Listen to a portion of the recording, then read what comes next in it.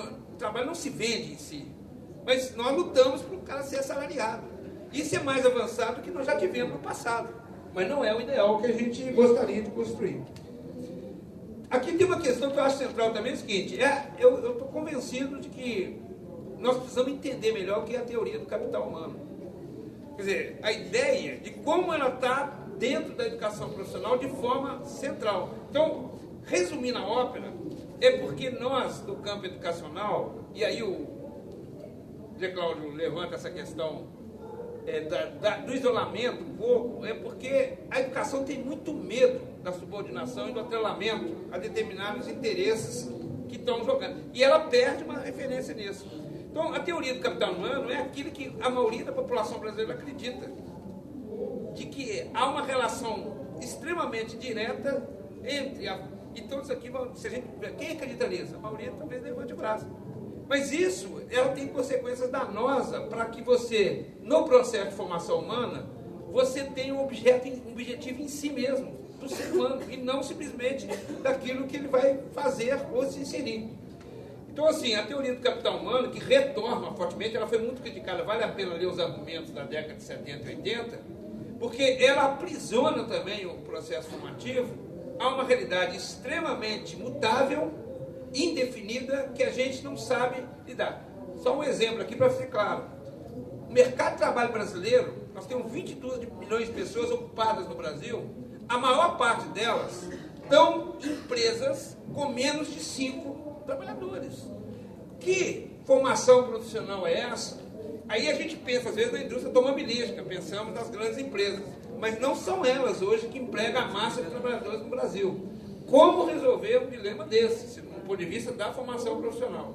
Então, assim, a teoria do capital humano, e aí a pessoa pergunta, a ideia do conceito de capital humano, ou a sua reapropriação, pode ajudar a compreender a atual orientação? Eu acho que sim, há uma relação, porque nós, querendo resolver o problema nós achamos que a educação pode ser a redentora disso.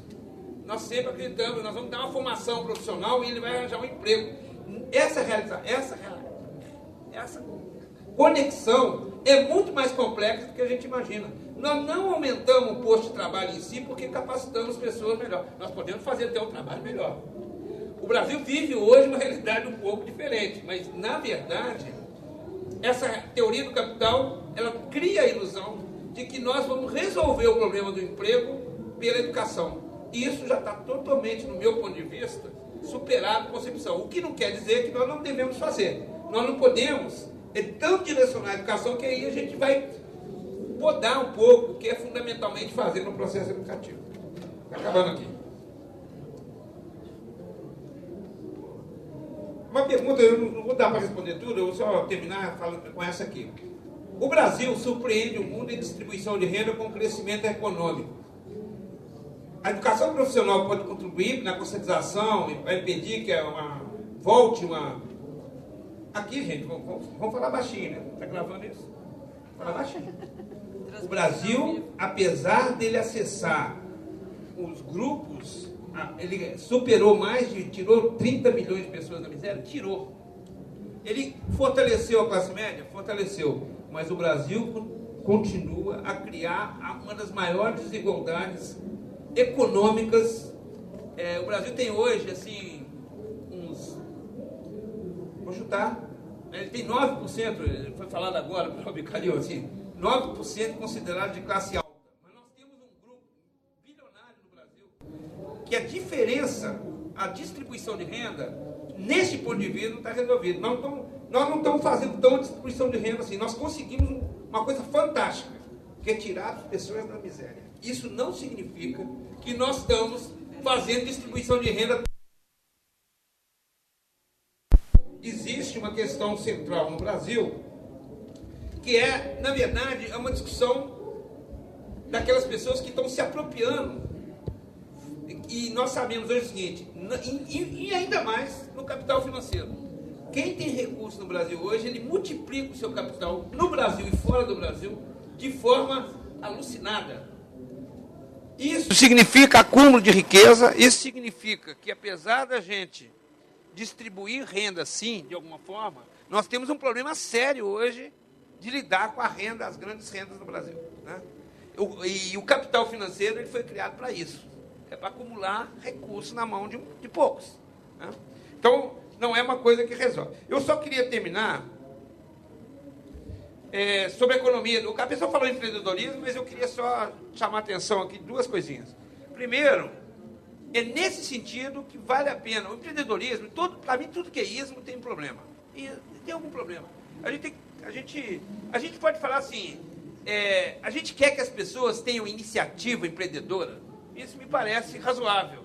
Queremos que as pessoas tomem decisão, queremos que as pessoas atuem no mundo do trabalho com mais autonomia, com mais... O empreendedorismo é um slogan que a gente tem que tomar um pouco de cuidado com ele.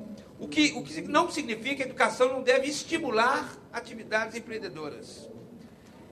E aí tem uma coisa que a Patrícia citou aqui, junto com essa pergunta, apesar de não ter sido feita, que é a questão da economia solidária que está aqui nesse fórum. Nós podemos e devemos pensar em outros processos de produção e trabalhar na educação profissional e tecnológica nessa perspectiva. E aí eu acho que o Brasil ele fez duas coisas surpreendentes para o mundo e para nós mesmos, a gente talvez não tenha percebido. Uma é o Fórum Social Mundial, sim. E o outro é a economia solidária. É restabelecer um princípio para a economia, mesmo que na informalidade, mesmo criticado por muitos, eu acho que tem um caminho de fazer com que as pessoas enxerguem a educação como sendo capazes de criar um novo processo de produção e novos valores, novas realidades. E aí, a discussão do mercado de trabalho dialoga com isso, porque o mercado, me parece que, mesmo que ele seja mutável, ele condiciona a gente a dirigir para algum lugar. Pensar a educação profissional e tecnológica na perspectiva de construir algo novo e com iniciativas concretas, parece bastante razoável. Existem experiências no Brasil interessantes de cooperativas, de economia solidária, que a gente devia estar mais atento. E eu acho que foi uma grande questão, que está meio oculta ainda para nós. Né? E, por fim, eu queria reforçar a questão da Politecnia, o pessoal do Rio Grande do Sul aqui, porque eu acho que, apesar das vezes a gente com muita boa intenção, a gente pode estragar uma boa ideia. Não estou dizendo que foi aqui não, tá? Estou só dizendo que eu tenho na minha percepção, que ia manifestar isso aqui publicamente nesse fórum, a ideia de ter um ensino tecnológico não profissionalizante é bastante interessante no ponto de vista de não ser, e o ensino médio integrado não ser o único caminho de discutir o princípio da integração. Estou convencido disso. Então, assim, a ideia de que o ensino médio integrado ele tem um conceito mais abrangente de princípios que nós teremos de construir no futuro, ele não está prisioneiro do conceito do ensino médio integrado. Só que as pessoas tem gente que estava aqui, saiu, por exemplo, que construiu no Brasil, ajudou muito a construir esse referencial, temem que a gente, ao criar outras possibilidades, a gente enfraqueça o ensino médio integrado. Não é a minha visão. Eu acho que o ensino médio integrado ele pode ser feito numa perspectiva mais próxima da Politecnia, no ensino não profissionalizante. Ela pode. O ensino médio, o técnico, ele tem a grande chance de nós termos uma realidade na mão e podemos fazer. Então, eu tenho... Até porque, só lembrando, que nós não queremos universalizar a profissionalização do ensino médio. Né? Mas nós temos muito que avançar no ensino médio integrado também. De qualquer maneira, o Brasil hoje forma 240 mil técnicos, aproximadamente. Nós temos 10 milhões de pessoas fazendo ensino médio. E temos 21 milhões de adultos com potencial para fazer o ensino médio. Ninguém pensa em profissionalizar 30 milhões de pessoas no Brasil. Né? Acho que é um dado assim, muito... Só 8 milhões. Só 8 milhões na visão aqui, que é um exagero. Mas, de qualquer maneira, o que eu estou querendo dizer? Restabelecer o princípio real da Politecnia é restabelecer um conceito de que o sujeito, a relação da formação do sujeito, ela se estabelece nesse nível médio de forma central, deveria ser para todo o ensino médio, o trabalho deveria. E aí não é só o trabalho como princípio educativo, o nosso entendimento é que nós desvalorizamos o trabalho prático real das pessoas, né? E nós precisamos retomar com isso para o desenvolvimento integral do ser humano. Então, tem sentido fazer isso. Na visão de muitos, que a gente colabora em parte, é que o ensino médio integrado à educação profissional é a forma mais próxima da gente realizar o conceito de integração. É fato. Porque nós já tivemos uma experiência também do que é uma escola chamada propedêutica, que nunca existiu no Brasil, né? Os pobres, a Cássia defende um princípio que é fabuloso, do que é o dualismo invertido, eu cheguei a comentar isso, né? E essa ideia de uma inclusão excludente, que é a ideia de que nós botamos muita gente na escola para não educá-los, né? E a ideia de que o que nós estamos oferecendo para os setores populares hoje não é a profissionalização conforme nós achamos. É um ensino médico descolado de qualquer realidade, não profissional, sem qualidade, infelizmente oferecido pela grande rede que nós disponibilizamos para essas pessoas, que é a rede estadual. O Estado, ele é hoje o grande, na verdade, deveria ser o grande alvo da política, né? E aí, só para terminar, o Pronatec foi nessa direção.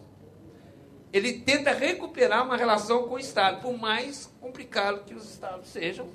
Ele é ele que está atendendo os setores populares, é ele que está atendendo pessoas de uma forma totalmente equivocada na sua proposta de ensino médio. Portanto, nada melhor do que tentar aproximar um pouco a educação profissional desse campo. Desculpa aí o tempo que eu demorei, faltou várias coisas aqui. E queria agradecer essa oportunidade, a gente, um pouco, esse ecletismo que a gente acabou fazendo, né, no tema, que era um tema complicado. De qualquer maneira, agradecer a oportunidade, e é um debate que eu acho que não termina nunca. Obrigada.